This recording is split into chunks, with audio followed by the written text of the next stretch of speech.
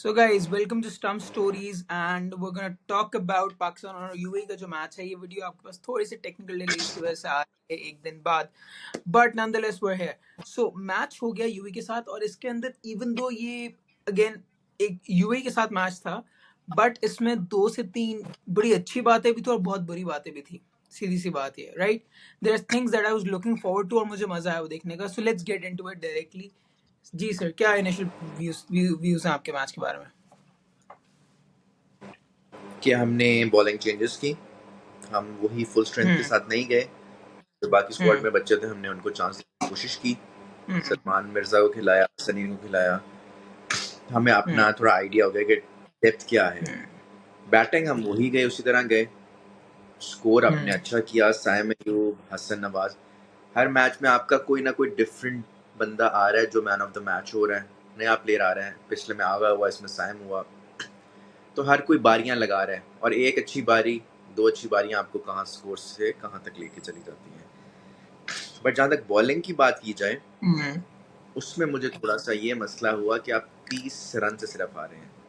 200 करके भी आपने 170 करा दिया। और आसिफ खान ने एंड में जिस तरह मारा आपको, आप नहीं पकड़ पाए उसको।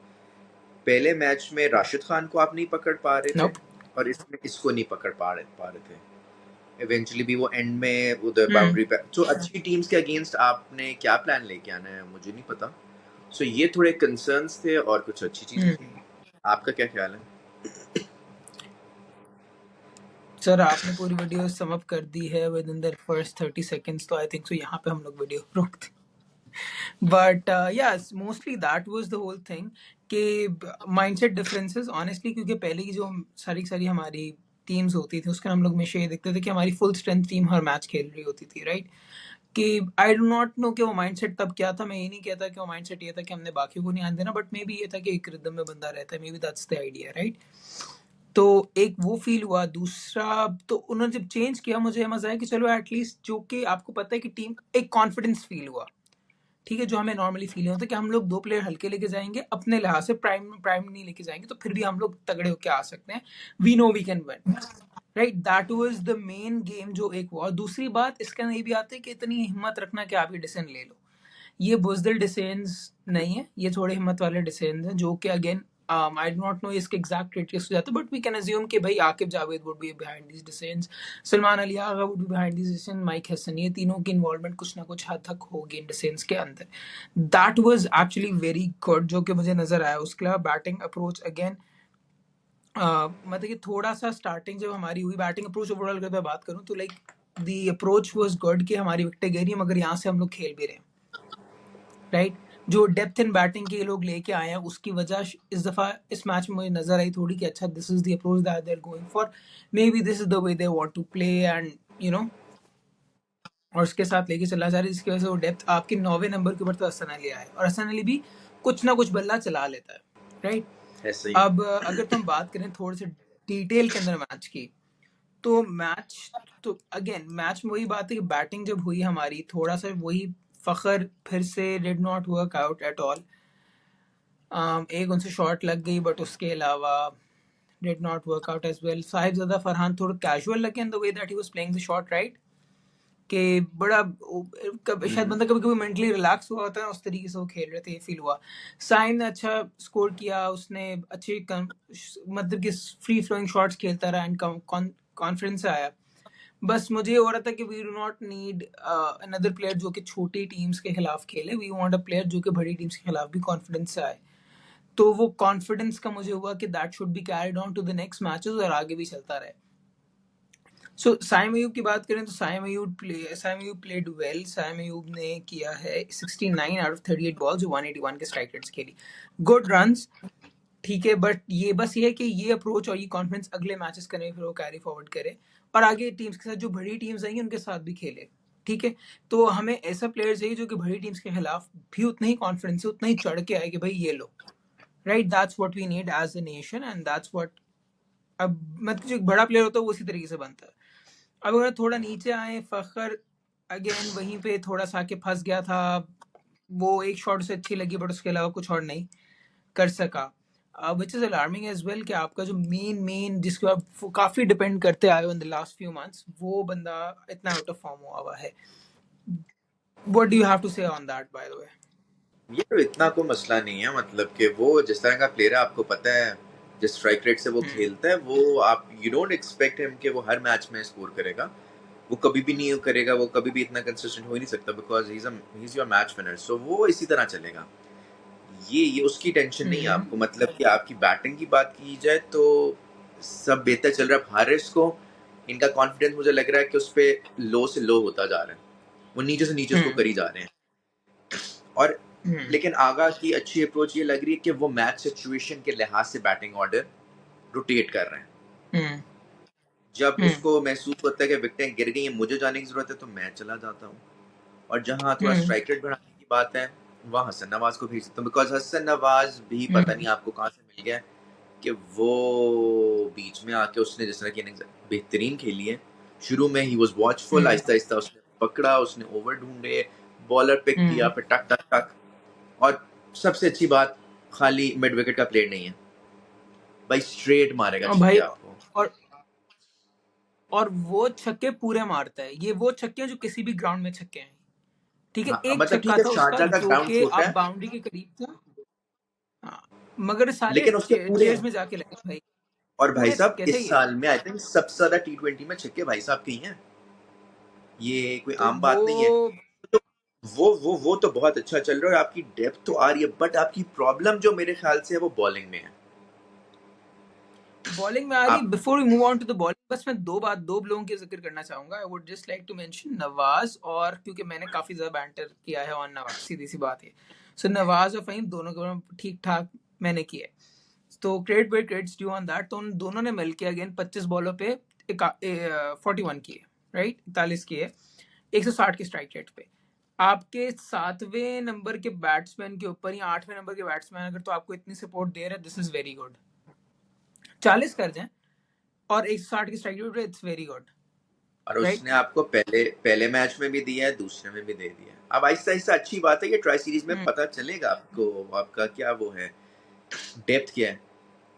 बट ये आपका पॉइंट सही है कि इसमें हमारी डेप्थ भी आई हुई है, और नीचे से देखो, फहीम अशरफ 4 ओवर तो करा ही नहीं रहा. सो उसका मुझे हाँ. थोड़ा सा मसला है. नवाज 4 के 4 कराएगा, तो मैंने पहले मैच में भी कहा था, और इसमें भी देखो, सबसे फिर बेहतरीन बॉलिंग नवाज ने कराई है.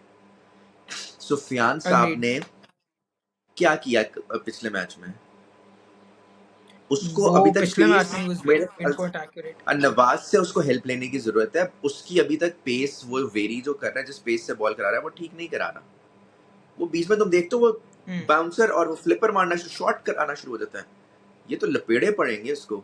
इसमें भी आसिफ खान ने उसको टान और इस टान पिच पे टान. आपको पता है स्पिनर जो है, और इस पिच के ऊपर अगर तो आप शॉट जा रहे हैं एज स्पिनर, तो आपने बहुत बॉल फंस के इस पिच पे आएगी कि आपके मुंह में आएगी. भाई सिंपल सी बात है, आप राइट. उसको स्लो करो, और जितना स्लो कर सकते हो करो. वो थोड़ा सा जितनी जल्दी है, वरना जो इंडिया शिंडिया जब आएगा, तो मुझे बताओ क्या करेंगे वो. तो ये तो तेल. अभी आपको एक एक और मैच मिलना है. फिर हसन अली का जो जनरेटर है, मेरे ख्याल से वो ऑलमोस्ट टू द एंड है. वैसे अब ज्यादा जान उस जनरेटर में रह नहीं गई, तेल शेल ऑलमोस्ट एंड है. तो वो थोड़ा सा हमें देखना होगा कि वो उसमें कितनी जान है.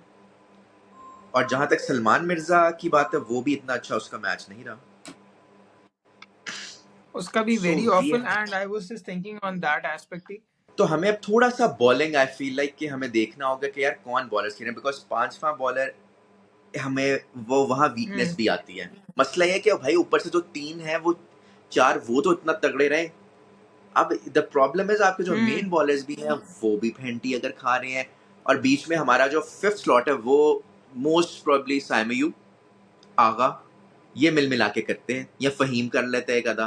फहीम की तो बॉल मुश्किल से पहुंच रही, मुझे नहीं समझ आ रही कि उसने क्या करना है. व्हाट डू यू थिंक कि वहां तुम कोई एक और ऑलराउंडर बेहतर खिला सकते, तो क्या कर सकते हो, बिकॉज उस वो तो जिस टाइप की बॉलिंग कर रहा है. अब जहां तक फहीम की बात है, so Faheem as a lefty bat है, राइट. अब ये है कि पहली बात तो जो स्पॉट है, उस स्पॉट के अंदर कंसिडरिंग माइक हिसन और ये सारे they're very statistical and everything as well, क्योंकि हम इस्लामाबाद यूनाइटेड टीम से भी ये देखते हैं, राइट. तो अब एक आपको एक रिप्लेसमेंट ऐसी चाहिए कि जो एक बैटिंग ऑलराउंडर है, ठीक है, जो आपको 25-30 रन भी करके देगा 160-70 के स्ट्राइक रेट के ऊपर, जो उनकी माइंडसेट समझ आ रहा है, और वो लेफ्टी है। अगर तो ये तीनों की तीनों आते हैं, maybe that's what they want there, that's why they are going for him. अब इसके अंदर आपका देखो कौन सा अब प्लेयर ऐसा आता है जो कि आपको अब पेस अभी तो बॉलिंग भी स्क्वाड दे? अभी स्क्वाड में जो बैठा हुआ है वो तो सिर्फ खुशदिल बैठा हुआ है, और उसका कोई इतना फर्क पड़ेगा नहीं, हाँ। बिकॉज फहीम के पास जो है चीज, वो बैट बेहतर कर सकता है ये खुशदिल टाइप लोगों से। ही हाँ। Can bat well. बॉलिंग का मैं नहीं कहूंगा, बट बैटिंग में वो तुम्हें अच्छे 25-30 नीचे से दे सकता है। वो बेसिकली उसको अभी रोल उसका यही है। हालांकि you would expect Khushdil to do better in batting. हाँ नहीं, लेकिन फहीम उससे बेहतर बैटिंग करता है मेरे ख्याल से। तो वो नीचे से आके फास्ट बॉलर्स हो, स्पिनर्स हो, वो बेहतर खेल सकता है। उसका weak point is his bowling. और अगर हमारे पास एक प्रॉपर बैट्समैन भी हो, मुझे लगता है हम फिर भी काम चला सकते हैं। न्याजी टाइप कोई बैट्समैन भी हो ना, तो क्योंकि इसने आके तो पांचवा जो हमारा स्लॉट है जिसमें पूरे ओवर नहीं कराने हैं, वो आगा आपका कराता है, वो आपका साइम अयूब कराता है। सो वो भी है अब हमारा ये प्रॉब्लम कि वो किसने 4 ओवर निकालने हैं। ये वो या वाली बात प्रॉपर है, ये कोई बॉलर आ कैप्टन जाता है, प्रेफरेंस आ जाती क्योंकि अगर हम प्रॉपर बॉलर के साथ भी जाते हैं, वो हमारी बैटिंग फिर वीक हो जाती है। फिर मतलब कि हमारी वो काफी उस लिहाज से वीक हो जाता है। सो ये थोड़ा डाइसी है, बट फहीम का मेरे ख्याल से रोल यही है कि भाई साहब नीचे से अगर कहीं है। फिनिश करने की जरूरत पड़ जाती है, नीचे से हमें कोई तो 20-25 कर चाहिए दो। क्विक फायर, तो तुम वो कर दो। और बॉलिंग में चलो अगर एक आधा ओवर कहीं निकलता है भागते हुए तो कहीं निकाल दे, कहीं थोड़ा सा तुम्हें वीक लिंक लगता है। बट वहीं हम T20 is such a short format कि आपके 2 अच्छे ओवर मिल गए आपको दूसरी टीम को, वो मोमेंटम पकड़ लेते हैं। और 2 गंदे ओवर मिल गए किसी को, वहीं से तबाह हो जाते हो आप। पिछले मैच में आपको 2 ओवर अच्छे मिले हैं, वो हारिस रऊफ उसका और सुफियान साहब का। 3 विकेटें मिली और मैच पलट गया, जबकि वो उसके अफगानिस्तान के उसमें जा रहा था हक में।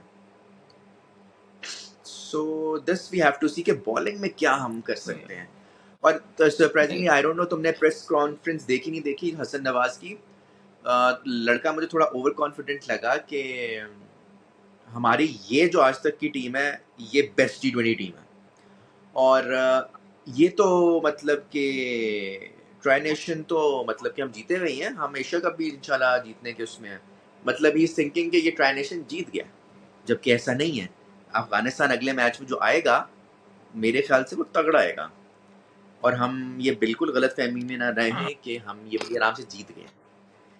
यूएई से तुम 30 रन से हार रहे हो, ये कोई बड़ी अच्छी बात नहीं है। जबकि यूएई बांग्लादेश को अभी सीरीज पीछे हरा के आया था। क्योंकि बेसिकली ये जो आपके फर्स्ट क्लास के क्रिकेटर्स हैं काफी, यही जाके वहां खेल रहे हैं। कुछ बीच में इंडियंस हैं, मोस्टली अच्छा। पाकिस्तानी जो यहाँ खेलते हैं वो वहां जाके खेल रहे हैं।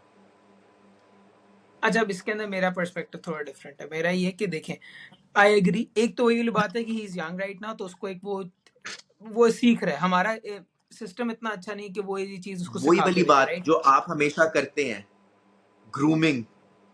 कैमरे पे आने से पहले लड़के को थोड़ी सी मालिश मुलिश करो, थोड़ा सा तेल लगाओ, थोड़ा सा मसाज मसूज करो, फिर पेश करो। तो दूसरा पर्सपेक्टिव जो मुझे आता है वो ये आता है कि फॉर एग्जांपल हमारे पास जो माइंडसेट है वो हमेशा डिफीटिस्ट माइंडसेट रहा है, राइट? कि हारी में हाँ ठीक है। अगर तो आप किसी एक लड़का आ रहे चढ़ के आ रहा है, it's not necessarily a bad thing. Over confidence को थोड़ा कंट्रोल करना, फिर आई फील लाइक हमारी टीम में बेहतर रहेगा।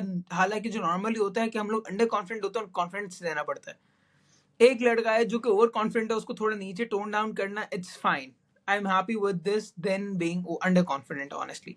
बिकॉज इस वक्त वो एक सीखने की पोजीशन के ऊपर है। ही इज अ यार youngster. If he was mostly in a key role, आगा सलमान की तरह, तो फिर मैं कहता कि हाँ मसला है। बट मोस्टली रामेश साहब, मुझे अपने प्लेयर्स ओवर कॉन्फिडेंट ही लगते हैं। तुम्हें कौन सा अंडर कॉन्फिडेंट लगा है मुझे बताओ। हम जब हमें सर ना शर्म आती है मोस्टली, जब हम छोटी छोटी टीमों से हारते हैं हमारे प्लेयर्स, उसके बाद हंस रहे खेल रहे होते हैं, कोई शर्म नहीं आती।